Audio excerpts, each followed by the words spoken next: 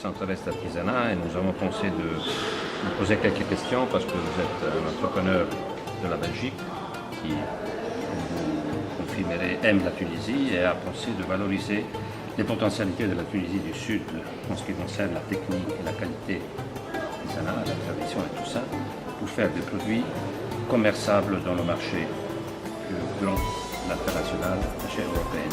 Tout d'abord, il y a un point commun entre votre démarche italienne qui est ici et moi-même, parce que j'ai travaillé 25 ans dans l'artisanat italien et donc j'ai une sensibilité concernant le produit. Ma femme et moi, on est venus s'installer ici il y a 1 an et immédiatement après 15 jours, 3 semaines, on a découvert qu'il y avait au niveau de l'artisanat dans différents secteurs un potentiel à exploiter afin que cet artisanat soit valorisé et commercialisable sur l'Europe. On a d'abord choisi les meilleurs partenaires artisanes pour fabriquer donc un produit qui est bien connu ici, que les femmes portent sur la tête. Nous, on l'a rendu avec nos goûts pour que le client européen puisse l'acquérir. Qui lui est satisfait parce qu'il est une étole unique avec une griffe qui est la griffe donc Bibi. Notre circuit de distribution est moderne, utilise les technologies, c'est-à-dire utilise l'Internet. Nous avons d'abord fait quelques présentations physiques en Belgique et en France. Nous sommes présents avec nos foulards dans des magasins à Saint-Tropez, à Monaco, à Knock. Et ce Bibi signifie en fait le produit unique qui est que pour moi. Donc c'est un produit unique.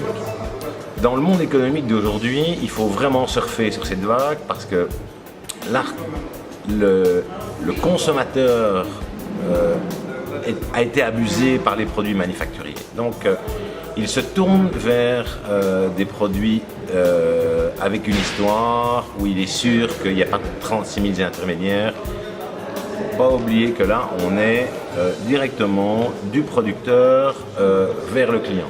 Cette graine fait partie d'un projet d'économie systémique, ce qui signifie que c'est un projet que nous allons partager avec les offices du développement du Sud, avec l'Office national de l'artisanat et avec les Européens et les artisans qui ont envie de s'associer pour faire la même chose, avec un objectif de se retrouver tous sur un portail, que ce soit Bibi Étole, après ce sera Sidi Épices, et puis etc., etc. Donc pour mettre en valeur. Pourquoi nous on fait ça? On fait ça parce qu'on est extrêmement motivé par l'artisanat et on sait qu'il y a un potentiel commercial et qui génère des revenus importants pour les artisans, surtout les femmes, et bien sûr des revenus pour l'entrepreneur qui a envie de venir. Bon, bien sûr, on en est à nos débuts. Qu'est-ce qu'on a demandé? On a demandé à une jeune femme de l'université de l'Esti, à Tunis, de venir faire son mémoire sur notre activité d'économie systémique. Donc c'est avoir un regard extérieur parfois, parce que nous on est motivés, on est créatifs, on est commerçants, on aime tout ça. C'est un regard extérieur qui vient faire le mémoire sur notre activité. Le mémoire, c'est je vous laisse vous présenter. Je suis Chabel Najla, je passe en 3e année informatique. Je passe mon stage chez M. Eric Delfos.